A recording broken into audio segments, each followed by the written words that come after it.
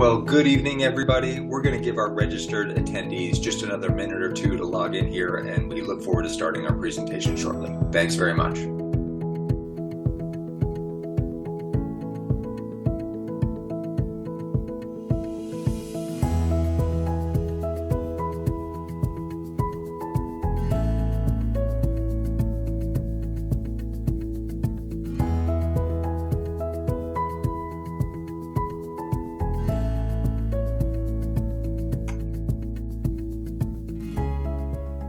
Well, good evening, everyone, and welcome to the University of San Diego's Master of Law Enforcement and Public Safety Leadership online open house.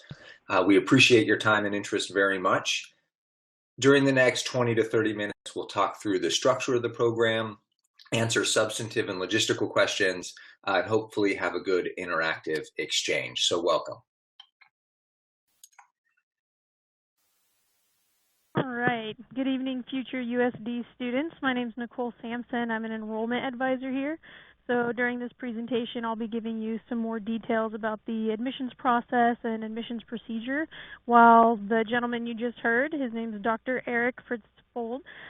He's the academic director for our MS in Law Enforcement and Public Safety Leadership program. He's also the associate professor of the Department of Sociology in the Law, Crime, and Justice concentrations.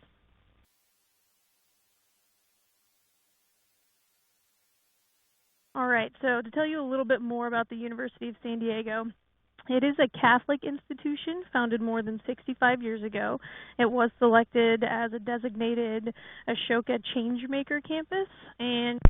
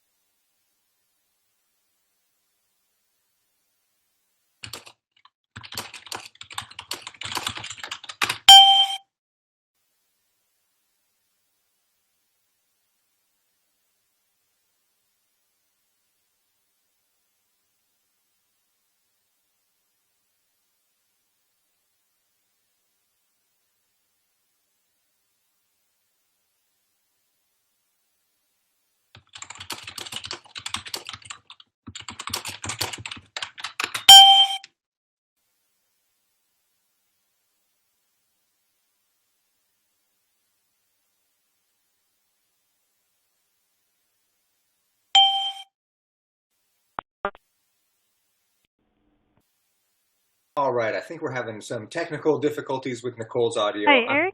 Hi, You Nicole. there? Welcome back. I'm going to let you pick it up right here.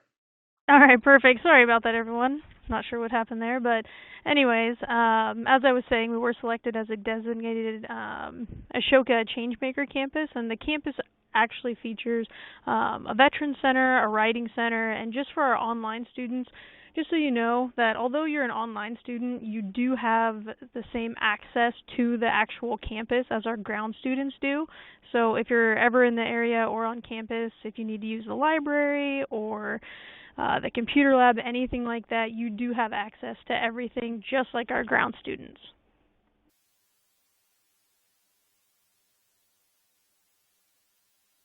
All right, and in terms of accreditation, we are regionally accredited by the Western Association of Schools and Colleges, also known as WASC, which is the accreditor for USD and its academic programs, which is all under the U.S. Department of Education. We're also ranked as a top 100 national university by U.S. News and World Report, and we do have an official endorsement from the Deputy Sheriff's Association of San Diego County.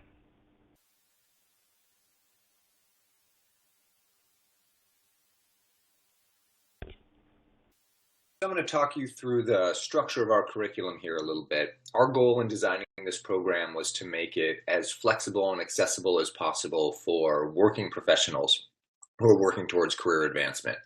So to put that idea into practice, our entire program is 31 academic credits.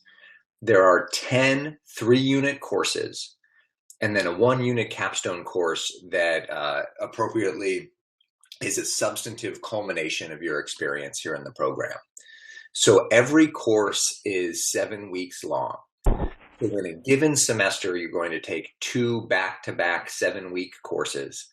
and then have a brief break before starting the next semester. So in total, that means the University of San Diego Master's of Science degree takes you 20 months, so under 2 years. So it's a condensed and challenging and rigorous curriculum, but it's one that's designed with this structure to serve folks who have demanding and often unpredictable day jobs. And the online format makes it flexible, especially as obviously crime is unpredictable. Overtime might be unpredictable. We want to make sure that we're serving those who serve our communities. So a bit of background. It was a humbling experience, and I'm really proud of our administrative team for deliberately, slowly, and very carefully designing this program. We spent almost 2.5 years of in-person interviews and nationwide surveys of a variety of law enforcement professionals before we put our curriculum together. So we felt that historically academic institutions have probably underserved the law enforcement community in particular. And we didn't want to sit back in our academic institution and decide what kind of master's degree program we should put together. We went and essentially took meetings with anybody in the region who was willing to donate their time and their expertise. And we walked in the door with a total blank slate and asked how we as a university could create an online master's degree program to serve law enforcement professionals, not in the year 2000, but in the year 2016. And there are many traditional criminal justice programs out there from very reputable places, but we were told time and time again that a traditional criminal justice degree doesn't provide the cutting edge skills that modern law enforcement professionals need today. That traditional criminal justice programs are essentially too abstract, too theoretical, and as an academic myself, I can frankly say too academic. So clearly the master's degree on paper can help you regardless of the type of degree, but ours was specifically designed in reaction to the input we got from nearly 45 interviewees over 2.5 years. And they told us clearly, consistently, and loudly that not only was criminal justice curriculum dated and not particularly useful, right? Many in law enforcement have a criminal justice degree just by virtue of doing the job that they do, but didn't provide those immediate actionable skills, those leadership skills for law enforcement in particular, those management and budget and administration and human resources issues, not in the abstract, but designed for law enforcement practitioners and law enforcement leaders in particular. So our budget and finance course isn't an abstract economics course, but it's designed specifically for folks in law enforcement who we were told time and time again are quickly promoted to leadership positions because they're excelling at their current job, but might not have the time to be thoroughly and extensively trained on the leadership skills and the actionable practical skills that we specifically designed our program to speak to. So again, I thank the Professional and Continuing Education School for taking such a slow and deliberate approach. And it was very informative and very helpful to be able to get out in our community and meet law enforcement leaders from a variety of agencies to give us some really good guidance. And so, based again on these interviews and nationwide surveys, this isn't a traditional academic program. Based on what we heard, academics alone couldn't deliver the type of cutting edge content. And frankly, there's no program like it in the country that has this innovative contemporary model. So we had to go out and look for academic practitioners with particular skills and particular experiences to deliver this unique content. There are no textbooks that put together the curriculum that we do. They just don't exist. Textbooks are too outdated, and they're not on the cutting edge of issues like body cameras or law enforcement use of drones or current Fourth Amendment issues. There just are no textbooks for that. So we have to rely on these expert academic practitioners. So we have 3 examples here. I'll talk through each one. Dr. Adolfo Gonzalez has a PhD in leadership from right here at the University of San Diego.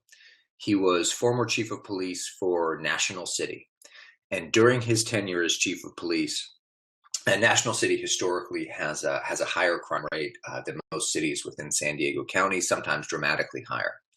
And during his tenure as chief of police, they didn't have a gang-related homicide for 18 months, which was in part a reaction to many innovative community policing models that Dr. Gonzalez not only spearheaded, but then tweaked and managed as he went forward.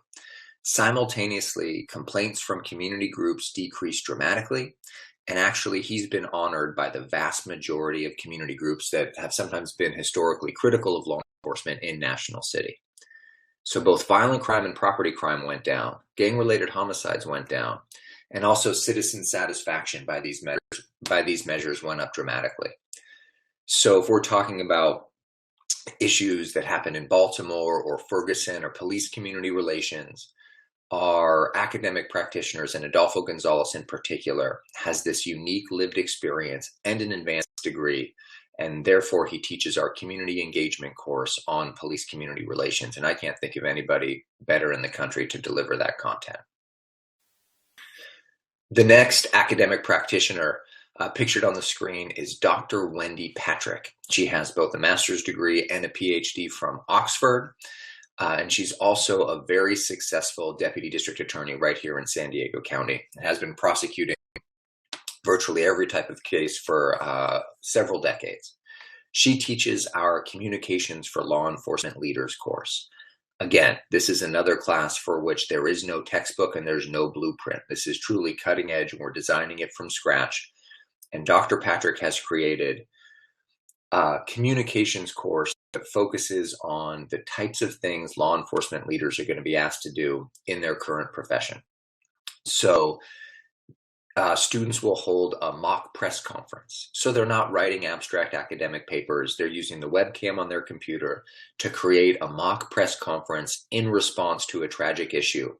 And then peers in the class get to highlight the strengths of the presentation, what could have been done better, ask follow-up questions. She builds from real-life case studies like the Sandy Hook tragedy and critically examines what those law enforcement folks, from her perspective, did well, maybe could have been improved, grounded in this cutting-edge curriculum. So she has a pretty successful media career in addition to being a successful district attorney, in addition to having both a master's degree and a PhD, and therefore she's just the type of person we have the pleasure of introducing to you as future students in the program. And lastly, actually teaching our public safety law course right now is Michael Begovich. He's a public defender with, I think, 140 trials under his belt, many to verdict, including homicides. And so why Michael Begovich? Because once again, he has this unique set of experiences and trainings that position him for this cutting edge program. So Michael Begovich was involved in some of the cases that set precedents for how the Fourth Amendment does and does not apply to cell phone technology. Many experts believe that it's going to be these precedents that are going to guide how body camera footage is released to the public, or what the Fourth Amendment guidelines are for the use of body cameras and how it can be used in discovery or not. Michael Begovich's position is, as a public defender, these are the legal tools I'm going to use to get your evidence thrown out.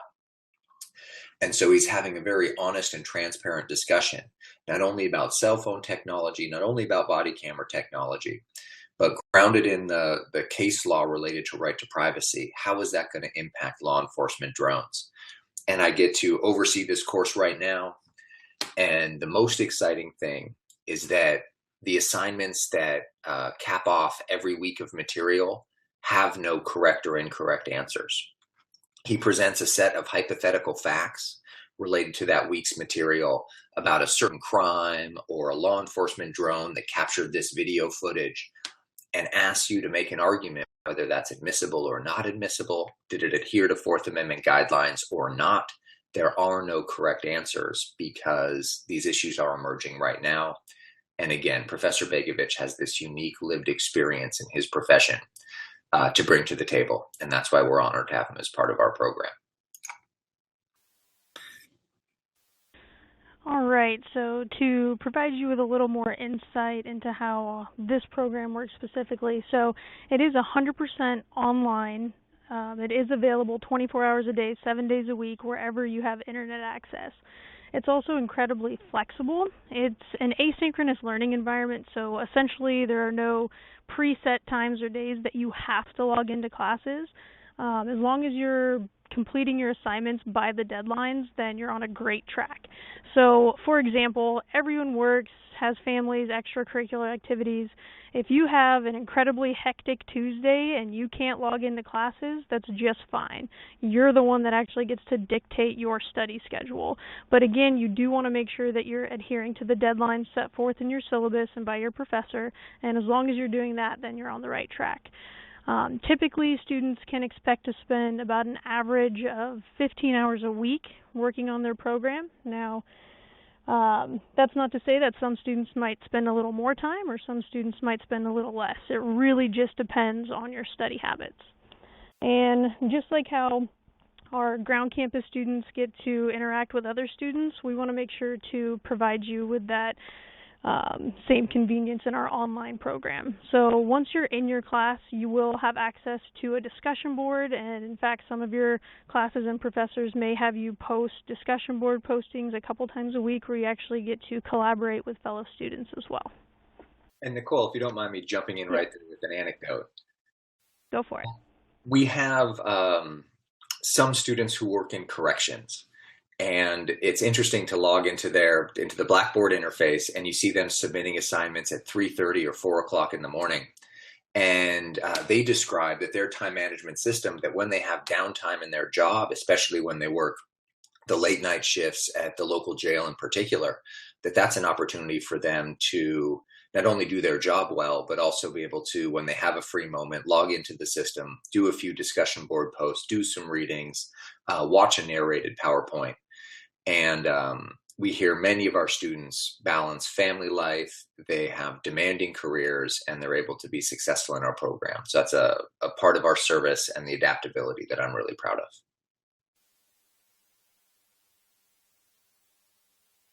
And back to you, Nicole. Great, we can go ahead and move on to the next slide, which is our admissions requirements. So first things first, we do want to make sure if you're applying to this program that you have a conferred bachelor's degree from a regionally accredited institution. Part of that is in order to maintain our WASC accreditation, which we talked about earlier.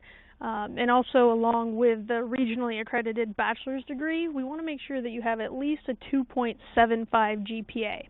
Now, if you have below a 2.75 GPA but above a 2.5 GPA, what we can do is we can actually submit a few of your documents for what's called a gray area review.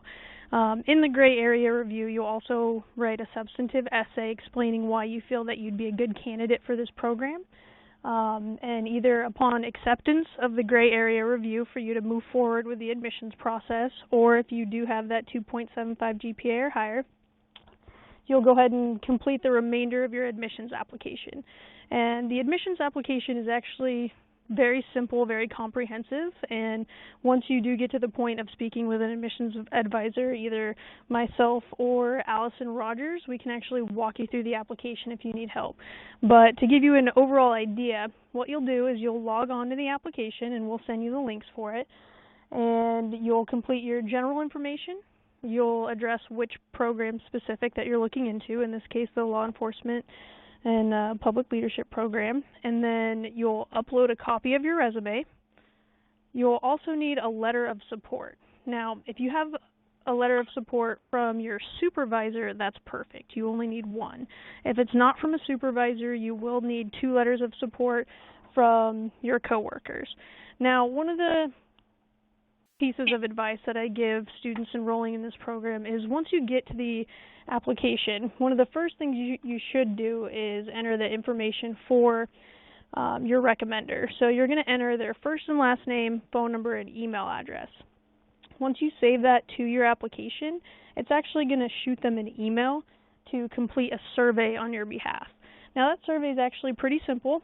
probably take them about 10 minutes to complete, and then they can also upload their letter of recommendation along with the survey.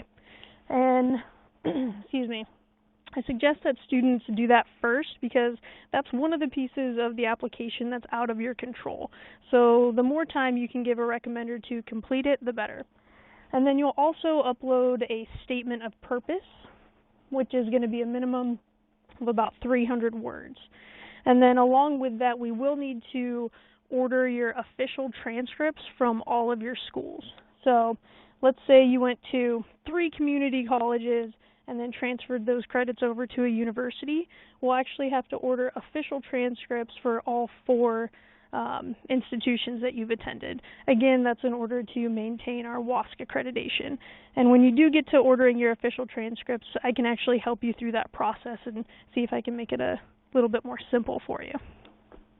We get consistent feedback from our students that the support that our frontline team offers really makes the application process pretty seamless. And Nicole, I guess I get to thank you directly for that. Thanks. All right. So moving on to tuition and financial aid. So everyone that's logged in to this open house will receive the fee waiver. So it's typically a $45 application fee, but you'll actually have that waived. Now, with this program, it's 31 credit hours. It's $699 per credit, which roughly brings the total tuition price to about $21,000.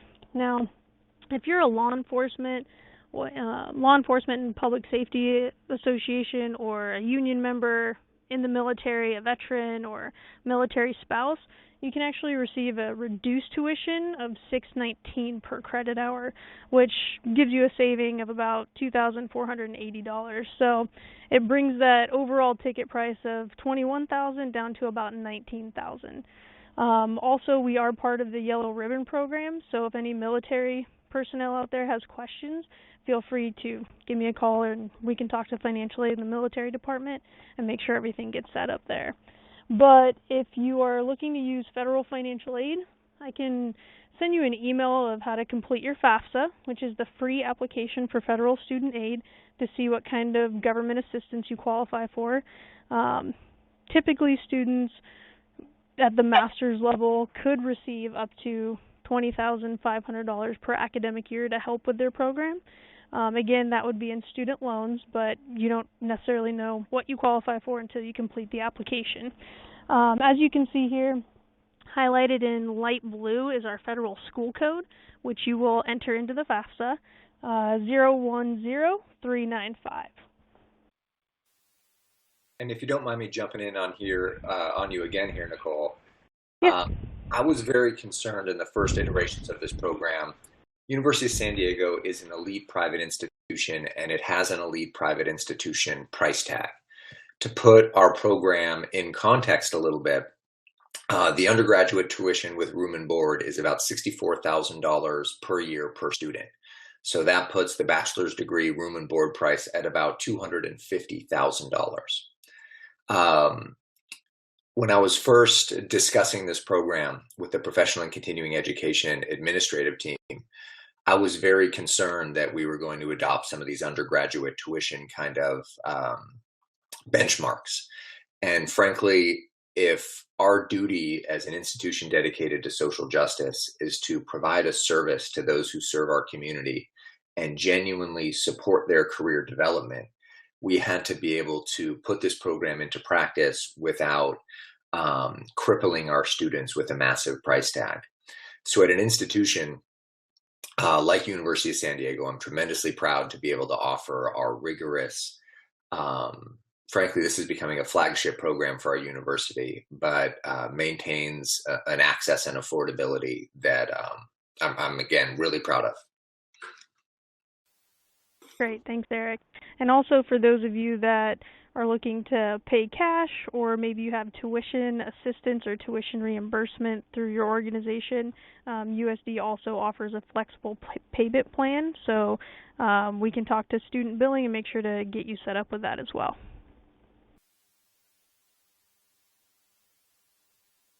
All right, so kind of a recap here in terms of the admissions process. The first thing you're going to do is speak to an enrollment advisor like myself, or our other advisor is Allison Rogers, so you'll be working with one of us. And then you'll complete the online application, which we just went over. You'll submit all of your required documentation, like your essay and official transcripts. Now, keep in mind that official transcripts can take anywhere from 3 to 6 weeks for them to come in. So if this is something that you want to do, it is important to jump on it as soon as possible and make sure that we order your official transcripts. That way they can come in as soon as possible. Once all official transcripts and all documents are on file, then your applications packet will be reviewed by our admissions committee. Now, it typically takes about 2 weeks for you to hear back on that final admissions decision. If you are looking to apply for our summer 2016 term, the application deadline will be April 11th. So again, if this is something you're serious about, and of course something that you're excited about, you want to make sure to get started as soon as possible. Classes will start May 17th, 2016, and once you're admitted into the program, you will have to complete an online orientation before your first class actually starts. Now, in the online orientation, it'll take you about 4 hours to complete. So there's 4 modules, and each module is 1 hour. And that's basically to get you comfortable and familiar with how the classroom's set up before actually starting your first class again on May 17th. All right, and then we also have an enrollment incentive. So for those of you who fully enroll by February 29th, 2016, and once you complete your first class in your first semester with an A or B and then start your next semester, you will receive an iPad mini. So again, that's just an early enrollment incentive that any of you can take advantage of, and you do have plenty of time. We're not quite yet into February, so you still have time to get your transcripts ordered, and like I said, I can walk you through all that when the time comes. Well, that's great, Nicole. Before we open it up to questions, I wanted to reiterate one of the other unique features about the education approach that we adopted in this program, that we have the good fortune of having law enforcement leaders of various ranks from virtually all the regional agencies and then also spread across the country. So especially dealing with students with this level of experience or just transitioning into a new career, we believe that a top-down kind of professor-centric approach to education is probably inappropriate. I would argue potentially the most valuable thing about our program is students engaged in dialogue through the material of a given week, through the lens of that material, and critically engaging a cutting-edge issue together. So it is such a rich experience to be engaging topics where there is no established policy and procedure manual, where these things are evolving and every week something new is happening nationwide, to get the perspective of a police chief in Florida that's enrolled in our program, from someone who's less than a year on the job working patrol here in San Diego County, or just new into the jail system, or a border patrol agent with 20 years experience. We have virtually every rank, again, including chiefs, lieutenants, and captains, well represented in our program. And to hear the different procedures in different states and in different agencies, I would argue can better inform the nation. And all these folks can take this information back to their respective agencies. And as a professor and as someone overseeing the program, that's probably the most exciting thing for me. Anything you'd like to add here at the end, Nicole? No, I think you covered everything very thoroughly. Thanks, Eric. Thank you. And if anyone has any follow-up questions, you can see all the contact information there on the screen. We appreciate your time very much, and we hope to see you in our classes down the road. Thanks very much.